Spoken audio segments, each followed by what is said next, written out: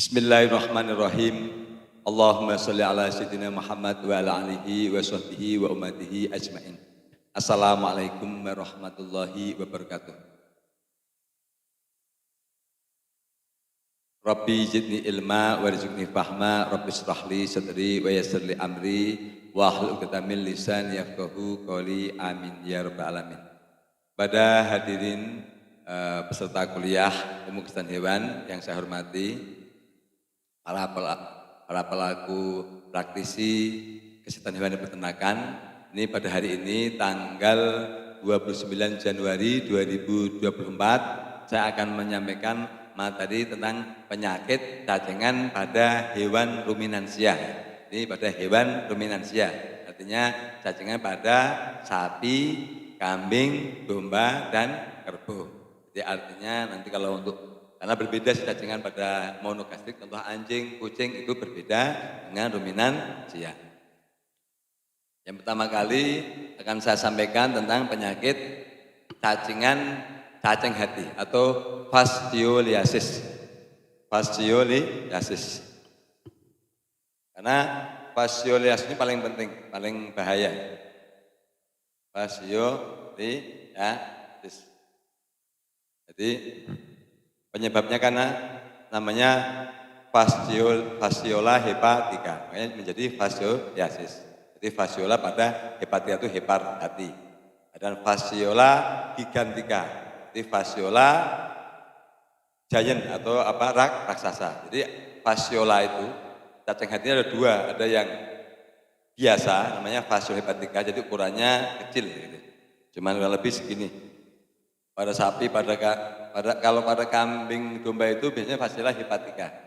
Kurang lebih segini, inilah bentuknya memang kayak daun begini. Kemudian kalau gigantica itu pada sapi lebih besar gitu. Ukurannya lebih besar. Namanya gigantica. Tapi ya kayak gede sekali enggak. Jadi bentuknya, asumsi cacing itu bukan berarti harus bentuknya gelang panjang enggak ya, atau bentuk pipih enggak. Jadi ini juga cacing, bentuknya seperti ini, dewasanya seperti ini, dewasanya. Ini fasciola hepatica. Jadi fascioliasis itu jadi investasi parasit cacingan pada organ hati yang mengakibatkan terjadinya kalsifikasi. Kalsifikasi itu pengapuran pada organ hati. Jadi hati sapi atau domba yang cacingan itu ada warna putih pengapuran, mengeras. Kemudian tersumbatnya saluran empedu, namanya ductus bilivirus itu, jadi tersumbat. Jadi cacing hati ini pada ductus bilivirus, ductus saluran bilivirus. Ductus, jadi dia memang menyumbat pada saluran. Jadi ada pengapuran pada hati dan ada penyumbatan pada saluran empedu, karena inti utama daripada di antara fungsi hati adalah menghasilkan empedu. Jadi salurannya ini disumbat oleh cacing atau obstruksi. Kemudian setelah itu mengakibatkan kematian sel hati. Sel hati menjadi rusak, mati karena ada parasit. Sel hati itu namanya hepatosit. Hepatosit ini namanya sel hati. Nah, termasuk ada sel hati yang sifatnya imunologis atau sistem kekebalan tubuh, namanya sel cover. Jadi karena yang menemukan Master Cooper, ini makanya sel cover. Di hati itu ada sistem kekebalan tubuh, namanya sel cover. Yang menemukan ini adalah Master Cover. Sehingga mengakibatkan fungsi hati menjadi menurun karena hatinya ada parasit. Paham ya? Nah, menurunnya fungsi hati ini sangat berbahaya. Karena apa fungsi hati? Fungsi hati diantaranya itu tadi pertama kali menghasilkan empedu. Jadi ketika ada cacingan, ini jadi karena selnya pada rusak, otomatis produksi daripada cairan empedu ini, asam empedu ini menjadi berkurang. Di samping disumbatlah salurannya dari kantong empedu, namanya vesica vilea itu. Vesica vilea itu kantong empedu yang hijau itu yang pahit. Jadi yang warna hijau itu sebenarnya itu hasil produksi daripada hati. Kemudian masuk ke kantong empedu warna hijau tadi, yang hijau yang pahit sekali itu memang ya. Nah, kemudian setelah itu empedu itu dialirkanlah ke mana? Dialirkan ke usus halus. Untuk apa? Untuk mengemulsikan lemak. Jadi lemak itu kan minyak. Nah, tanpa diemulsikan oleh empedu, dia tidak bisa tercerna dengan baik, tidak bisa diabsorpsi di intestinum. Makanya akhirnya diemulsikan. Nah, jadi akhirnya banyak lemak yang tidak tercerna ketika ada cacing hati.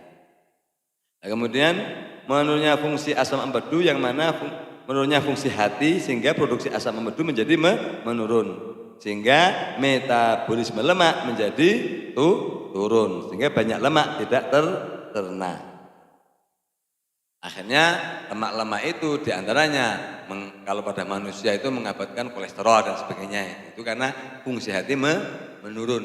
Kalau fungsi hati menurun itu macam-macam. Kan ada hepatitis. Hepatitis itu pengertiannya artinya hepa itu hepar, hati, tis itu radang.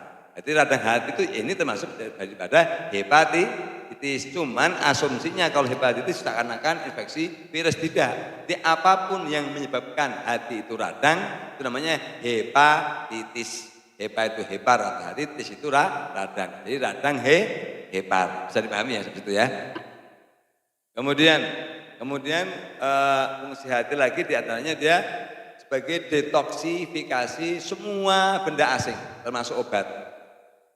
Jadi ketika fungsi hati turun otomatis rentan gampang keracunan. Kenapa? Karena fungsinya menurun.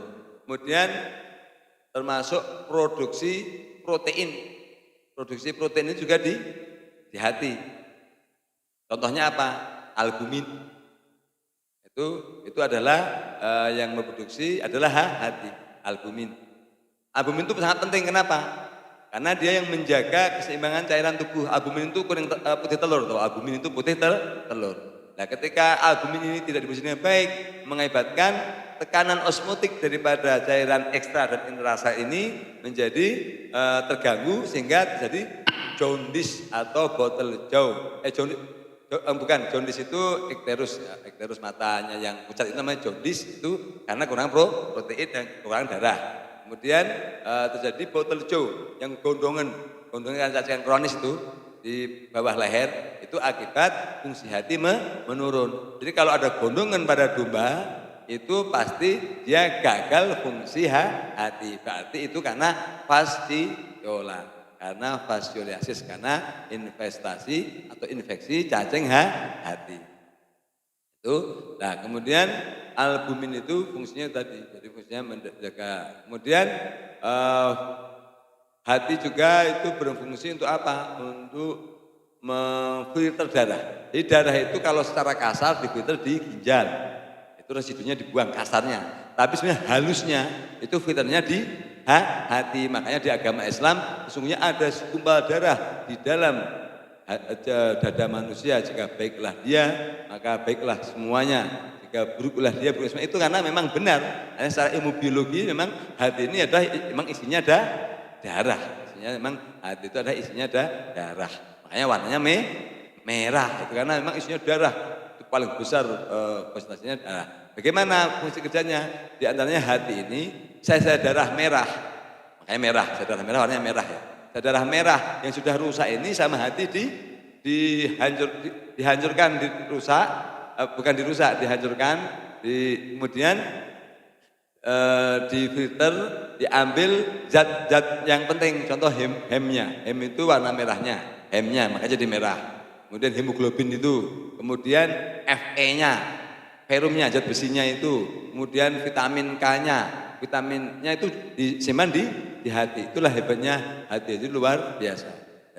Akhirnya ketika fungsi hati menurun, cacingan, artinya fungsi-fungsi itu menjadi menurun. Makanya akhirnya warna hatinya tidak merah lagi, warnanya keputihan. Di samping kaburan dia pucat pasti, karena kekurangan zat warna merah dari darah. Dia tidak mampu untuk mengolah sel darah merah yang sudah rusak.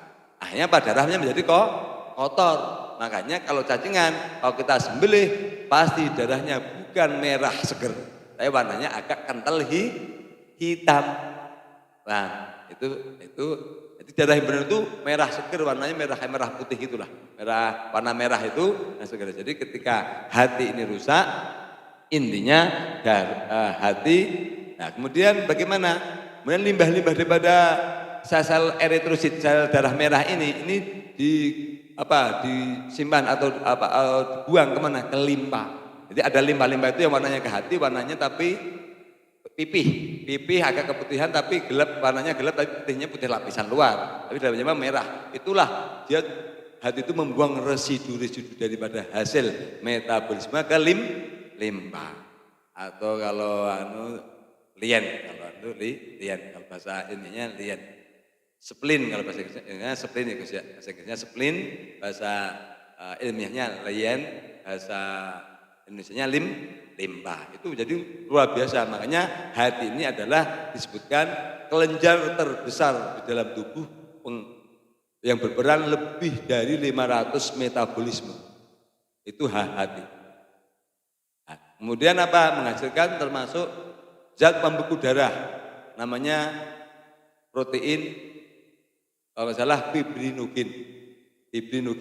Jadi untuk pembekuan darah itu butuh vitamin K dan fibrinogen. Nah, vitamin K dan fibrinogen ini diproduksi di hati.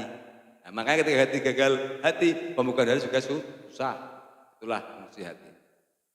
Kemudian fungsi hati itu sudah ya, detoksifikasi, kemudian menghasilkan asam empedu untuk metabolisme lemak, kemudian untuk mengolah atau memfilter darah metabolisme, kemudian produksi protein, kemudian ada lagi penghasil enzim-enzim. Hampir semua enzim-enzim itu dihasilkan oleh hati. Pokoknya fungsi hati ini, jadi makanya ini kalau gagal hati gagal semuanya. Jadi contoh kolesterol itu karena hati dulu, hatinya gagal untuk mengolah lemak, akhirnya lemak di dalam sirkulasi, di dalam pembuluh darah. Kemudian diabetes itu terjadi karena gagal hati juga. Dia tidak mampu merubah glukosa menjadi glukogen. Karena rusak hatinya, akhirnya kadar darah di dalam kadar gula dalam darah menjadi naik. Itu menjadi naik, itu gara-gara hati juga. Kemudian protein namanya asites. Jadi kalau contoh nanti suatu saat menemukan cairan kuning di bawah kulit, di bawah daging, di atas kulit, di bawah perut itu, di bawah perut itu ada cairan. Itu karena terganggunya tekanan osmotik tadi hampir sama dengan botol jo itu sama karena fungsi hati. Itu hampir hati ini.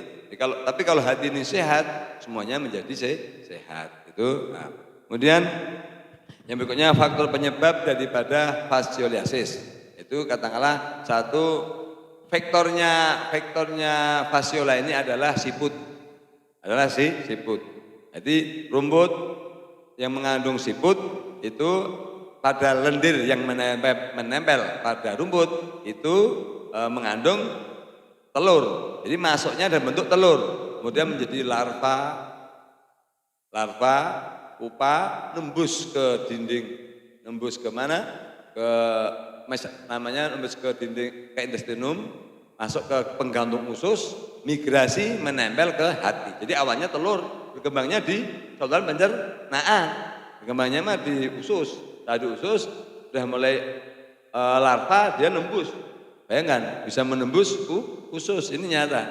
Menembus usus, sampai usus kemudian merambat melalui mesenterium. Mesenterium itu penggantung usus. Langsung sampailah ke hati, di hati dia berkembang karena itu adalah media tumbuhnya dia, karena dia paling kuat meminum darah. Karena darah paling banyak adalah di hati tadi itu. Kemudian genangan air. Jadi kelembapan yang tinggi ada genangan air. Genangan air kelembapan itu juga. Kenapa? Itu bagian dari siklusnya. Jadi contoh katakanlah ada satu domba atau sapi, fesesnya mengandung telur cacing. Nah, telur cacing itu akhirnya berkembang pada genangan air. Yang air dia berkembang, akhirnya dia mengkontaminasi rumput atau air minum. Nah itu akhirnya berkembang masuklah ke tubuh. Kemudian gizi yang buruk. Kenapa? Ketika gizi yang buruk itu mengakibatkan hati itu sendiri sel cover tadi fagositosis itu memakan. Jadi sel itu kemampuan untuk memakan cacing di dalam mikroorganisme di dalam hati itu tidak kuat sehingga mengakibatkan cacing hati bisa berkembang.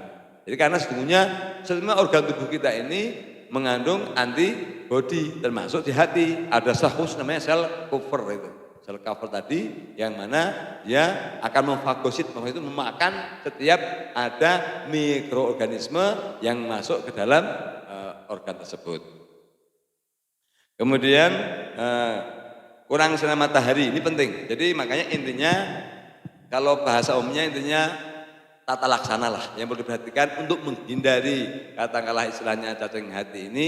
Satu katakanlah rumput, usahakan istilahnya kalau motong rumput jangan sampai katakanlah sampai habis bawah karena itu bisa mengandung siput. Jadi minimal jarak berapa? 20 cm. Manfaatnya apa? Manfaat juga tumbuhnya lebih cepat nanti sebenarnya. Jadi kalau manusia serakah sampai habis ini juga repot. Yang bagus begini nanti lebih segar. Jadi motong rumput 20 cm, kemudian siputnya sudah tidak ada. Kemudian itu pakan, dari segi pakan. Kemudian pakan harus benar, pakan 10% kali berat badan, itu pasti mencukupi pasti. Kemudian sinar matahari harus cukup. Intinya asal kata sinar matahari cukup, tingkat risiko penyakit apapun menjadi rendah.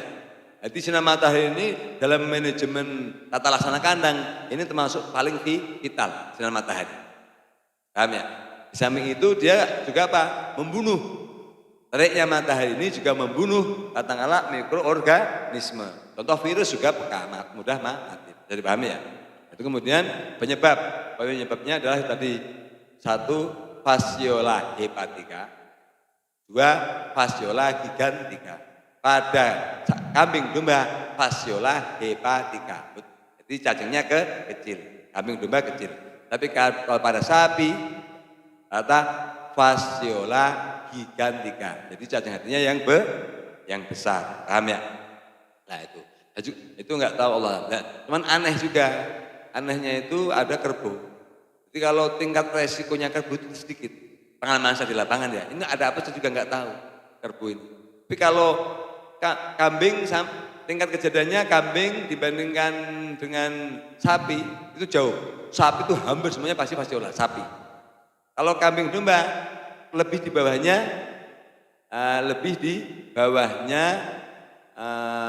sapi. Kalau pakai analisis saya mungkin dari segi pakan. Dari segi pakan kalau kambing domba itu rata rumput lapang. Kalau rumput lapang ini cenderung tidak ada vektornya tidak ada. Tapi kalau sapi ini rata-rata rumputnya kolonjono atau rumput gajah yang mana memang tempat merambatnya. Tapi kalau kerbau saya belum tahu kenapa kalau tingkat kejadian kerbau ini darah Fasciola lebih rendah.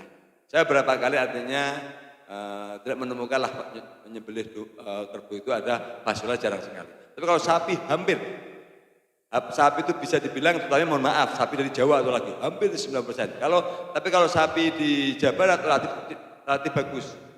Kenapa? Karena saya mohon maaf, secara katakanlah kesadaran terhadap pemberian cacing, Jawa Barat lebih sadar dibandingkan Jawa Tengah. Tapi kalau Jawa Tengah hampir semua, karena ini pengalaman saya waktu kuliah itu pemeriksaan postmortem, pemeriksaan setelah disembelih itu 100% saya pada saat korban.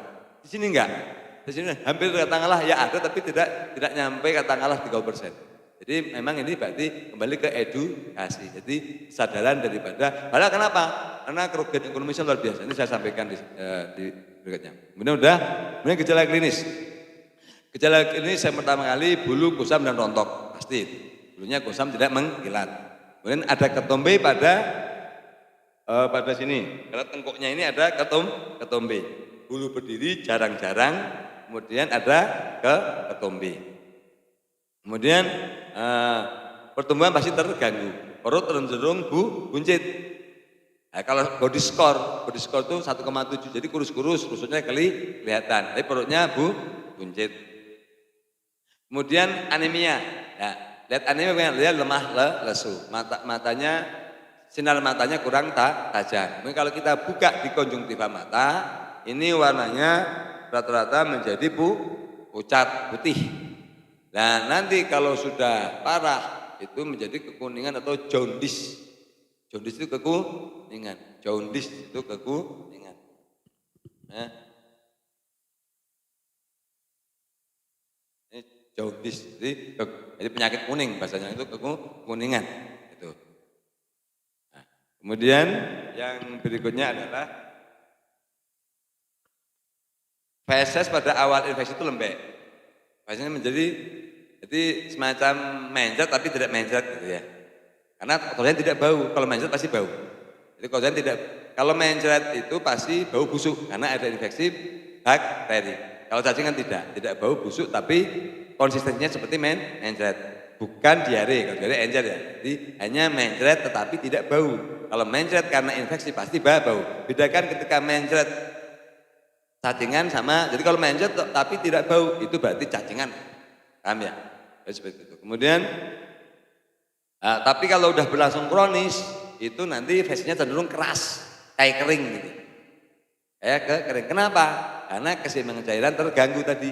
Karena gara-gara albumin yang diproduksi oleh hati itu berkurang, sehingga tekanan osmotik daripada intra sama ekstraseluler terganggu, sehingga cairannya itu memilih keluar dari sel-sel, sehingga akhirnya tersimpan tempat-tempat yang longgar, yaitu contohnya di leher, bawah perut, itu namanya asites, kalau di sini namanya bottle jaw. Kemudian tubuh menjadi kurus. Nah kalau untuk pasti akan terganggu reproduksinya. Jadi awalnya dia pasti hipofungsi ovari. Jadi fungsi ovari turun, kadang-kadang birahi, kadang tidak. Birahi tetapi tidak ovulasi. Kenapa? Karena kan ovum ini kan dari protein, karena proteinnya kurang otomatis kan follicle ovarium ini kan kurang berkembang untuk memberi makan daripada ovum. Kemudian setelah itu pada kondisi tertentu produksi usai perah itu menjadi menurun. Nah, kenapa? Kerugian ekonominya? Karena satu ekor cacing itu per hari menghisap satu cacing dewasa ini 0,3 mili darah. Jadi satu ekor. Jadi kalau seandainya ada cacing ini ribuan ini, cacing itu nggak mungkin hanya butuhnya 10-an, minimal ratusan. Nah, kalau ada 100 ekor saja, tapi lebih nggak mungkin. 100, kalau 100 cacing dikalikan 0,3, 30 mili darah. Nah 30 mili darah itu mengandung apa saja? Nutrisi, vitamin dan oksigen dan sebagainya. Jadi pasti akibatnya kalau di sapi perah menurunkan produksi susu, kalau pada sapi potong menurunkan kenaikan berat badan. Nah ini yang menurut saya kepada masyarakat. Bagaimana? Bayangkan Bapak keluar obat cacing itu katakanlah per 2 bulan sekali hanya paling mahal 30.000. Kalau dibagi katakanlah 60 hari, ketemunya hanya 500 rupiah per hari. Tetapi ketika katakanlah Bapak istilahnya melihara sapi yang harusnya kalau tanpa cacing itu kenaikannya 1,2 kilo aja per hari kalau sapi semental, kemudian dia minimal kehilangan 10%, minimal kehilangan katakanlah 1,2 on. 1,2 on kali berat hidup berapa harganya? 1,2 on dikalikan harga berat hidup, anggap aja murahnya 5, kalau sekarang 50.000 ya, 50.000 ketemu berapa? 50 kali ketemu 5.000, 6.000 rupiah.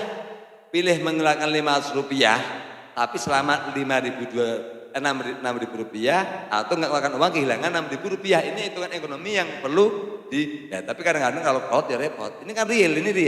Jadi kalau normal itu kenaikannya sekian 1,2, tapi kalau katakanlah istilahnya cacingan minimal dia turun minimal itu 10%, bisa juga 50%. Kenapa? Kalau ketika fungsi hatinya udah rusak 50%, berarti turunnya 50%, karena hati tolak ukurnya. Berarti harusnya 1,2 hanya 6 on. Kerugian dia berapa? 6 on, anggap aja 5 on aja. 5 on kalikan 50.000, 25.000 per hari. Tapi kalau memberi obat cacing hanya Rp500 per hari. Inilah edukasi yang ini bukan masalah kepentingan jualan obat, tidak, tapi kasihan. Karena pakan yang dia keluarkan tidak menjadi daging dan susu. Paham ya? Nah, itu. Kemudian pengobatannya satu kausatif dan simptomatis serta suportif. Simptomatis enggak? Pengobatan kausatif. Jadi kalau cacingan kita memberikan obat cacing. Untuk cacing hati ini karena memang target organnya di hati, ini paling efektif adalah obat cacing injeksi. Namanya Albenmer C15 150 injek itu. Itu yang paling cocok adalah itu. Kenapa? Karena kalau injeksi ini langsung masuk aliran darah langsung ke hati. Hampir lebih daripada 90% diabsorpsi. Tetapi kalau lewat per oral, contoh obat cacing cair, itu ya bisa. Itu hanya maksimal 60% yang diabsorpsi. Jadi kalau paling efektif adalah injeksi. Cuman sebelum pemberian obat cacing ini kita periksa konjungtivanya. Kalau ini udah warnanya terlalu pucat, abu-abu gitu, itu lebih baik disarankan. Ini punya resiko. Punya resikonya apa? Meninggal dunia. Kenapa? Karena hatinya berarti sudah rusak lebih daripada 50%. Nanti hati tidak mampu mengolah atau memetabolisme atau mendetoksifikasi obat cacing. Paham ya? Jadi ini paling penting, harus memberikan obat cacing. Nanti setelah itu dosisnya nanti dilihat di leaflet itu. Jadi dosisnya itu per 10 mili untuk 150 kg berat badan. 10 mili per 150 kg berat badan. Jadi kalau bobotnya cacingan itu paling 400 masih enggak, jarang 300 paling 60. Jadi ya butuhnya berarti sekitar 20 sampai 25 mili sekali injeksi. Ini langsung obat ini menangnya. Dan yang paling efektif hanya albendazole. Tidak ada yang mengalahkan albendazole untuk membunuh cacing hati. Mau ada Korsulon kalah, tetap menang albendazole. Itu literatur. Jadi golongan albendazole ini paling kuat untuk membunuh. Alhamdulillah satu-satunya perusahaan obat hewan yang memiliki albendazole injek hanya Mayer. Hanya Mayer, satu-satunya. Yang lain semuanya per oral. Itu insya Allah Indonesia ya, kalau negeri ada. Indonesia hanya Mayer. Ini bahasanya bioavailabilitasnya itu hampir 100% langsung bisa masuk darah kemudian ke hati, jadi akhirnya efektif. Nanti pemberian ini diiringi dengan pemberian vitamin A, D, E. Kenapa? Untuk regenerasi sel hati. Nah, karena hati ini sebenarnya luar biasa. Hati ini sebenarnya regenerasinya atau pemulihan itu paling cepat. Kalau nggak cepat mati dia. Kenapa? Karena kerjanya paling berat. Hati ini kerjanya paling berat dari hati. Jadi, tapi kalau tidak mau yang injeksi karena mahal ya pakai Albenmer Kalau bisa itu atau lebih bagus yang penting yang serbuk dicampur pakan. Jadi kalau untuk kasus cacing hati ini sebenarnya kalau cacing cair ini sifatnya untuk preventif. Untuk preventif yang sapi data dan sebagainya, paham gitu ya? Jadi kalau untuk aplikasi pengobatan itu yang bagus yang serbuk campur konsentrat sebenarnya albendazole. Itu insya Allah pengalaman saya di lapangan dulu di Mekarsari di Lembang itu skabies saja hilang yang serbuk karena kan parasit sama anti parasit. Skabiesnya parasit, jadi skabies cacingan dikasih Albenmer C12 warna merah itu rontok sampai skabies juga bisa rontok itu kalau yang serbuk. Ini rata-rata kan rata jualannya Albenmer. Ini saya kan pengalaman praktek. Saya tahun 2009 itu di Mekarsari Lembang itu kalau pengobatan cacingan sama skabies bersamaan gitu ya. Kan tidak mungkin saya memberikan kalau saat itu kalau ada merek mahal namanya Ivomek itu kan mahal 350.000, kasihan sekali kan. Zaman dulu itu net 350.000. Hanya bisa untuk nyuntik 3 ekor bayangkan. Kasihan kan peternak. Jadi saya akan cukup memberikan Albenmer C12 saat itu harganya cuma 20.000 HET zaman dulu saya. Sekarang nggak tahu berapa cacing. Masih murah kan. Udah udah 15 tahun yang lalu, saya itu 20.000 HET-nya. Sekarang masih 30.000. Itu efektif. APMLC 20% yang serbu itu, tapi harus campur konsentrat. Campur konsentrat, nggak bisa taburin rumput, nggak bisa. Kalau sapi kan biasa pakai konsentrat ya, atau tidak, bisa paling efektif. Nanti ulang apa? Kalau dicekoki langsung itu saya aplikasi, karena itu kan tidak larut air. Itu tidak larut air, nanti ngambang. Akibatnya ngambang, akhirnya menempel lah di mulutnya. Menempel di mulutnya, akhirnya takutnya terbuang sama saliva, sama liur. Tapi kalau campur konsentrat, hanya 20 gram, campur konsentrat 2 kilo saja, udah ngaduk pasti masuk. Ya, makanya pakai sedikit atas tebu, Pak. Atas tebu, tapi kalau itu enggak sih baunya, tapi enggak, ya bau, tapi sekitar 2-5 kilo mah enggak ya bau, tapi enggak terlalu tajam, Pak. Tapi kalau pakai kelemahannya itu ngambang. Itu obat cacing serbu ini ngambang. Dia enggak bercampur sama air. Itu kelemahannya nempel aja. Nah, apalagi makanya sapi, makanya kan kadang ada aneh, sapi obat cacing bolus aneh, jangan sampai. Kalau bolus pasti dimuntahkan, bukan dimuntahkan, karena dia regurgitasi, keluarkan. Jadi cuma orang nggak lihat, makanya akhirnya petani percuma. Awalnya bentuk bolus di percuma. Makanya paling efektif kalau nggak serbuk, campur pakan atau cair. Kalau cair menyelesaikan bagus, dijilatin malahan. Kalau itu kan dijilatin, Pak ya. Sampai yang enaknya kalau obat cacing yang cair itu dijilatin. Itu nanti diulang 2 minggu. Kemudian yang suportifnya itu kan kausatifnya udah ya obat cacing. Kemudian berikutnya suportifnya adalah pemberian vitamin A, ADE tadi untuk recovery. Kemudian yang berikutnya adalah pemberian vitamin B12 karena anemia atau hemafit kan ada ya. Obat khusus yang anemia kan ada, khusus ada hemafit ya, hemafit injek atau itu kan bagus itu. Hemafit itu ada Fe-nya. Beda sama hematofit ya. Hemafit itu ada Fe-nya, ferrum itu zat besi, ya enggak? Ada kopernya kalau nggak salah, ada koper, ada B12-nya, ada B1-nya itu. Jadi kalau untuk khusus cacingan hati ini pakai hemafit. Pakai hemafit, nama AD ini sebagai anti anemia. Ada B12, ada Fe, ada koper, ada kobal. Ini adalah unsur-unsur yang dibutuhkan untuk pembentukan sel darah. Itu paling penting. Itu sebetulnya. Nah, kemudian sebagai tambahan harian itu wajib diberikan vitamin dan mikro dan makro mineral untuk memperbaiki kondisi tubuh. Primavit ini wajib lah. Si primavit ini paling esensial ini karena untuk mengembalikan termasuk bagaimana dia tidak jaundice anemia tadi, kemudian tidak boteljo itu primavit. Kalau injeksi dia hanya sesaat.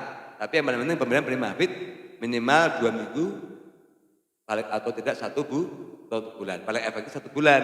Dan nanti termasuk gangguan reproduksi akan normal kembali. Ini paling penting. Primavit ini paling penting.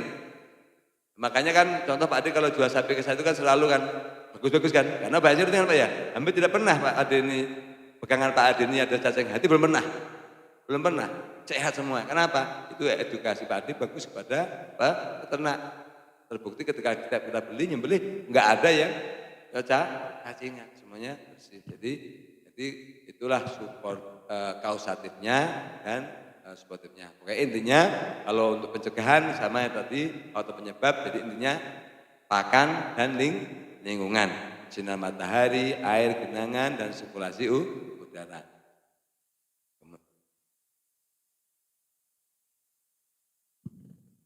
Kemudian kalau secara tadi menghindari bekicot, ya bekicot jangan sampai ada. Itu diantaranya katakanlah kita kalau secara apa itu istilahnya memutus siklusnya kita memelihara bebek di kandang. Ini juga penting. Kenapa? Karena nanti bebek nanti akan makan bekicot sehingga vektor daripada cacing tidak ada. Jadi memelihara bebek. Yang paling doyan begitu kan bebek. Ini kan sepele tapi kan belum tentu orang tahu karena nyata. Tapi kalau ayam enggak, ayam itu ada yang makan ada enggak. Tapi kalau bebek pasti. Kalau bebek mentok itu pasti makan bekicot yang panjang mulutnya itu ya. Jadi itu ini demikian materi tentang ilmu kesehatan hewan, lihat pengobatan dan pemberantasan fasiliasis pada sapi kambing domba, semoga bermanfaat. Billahi taufiq hidayah. Wassalamualaikum warahmatullahi wabarakatuh.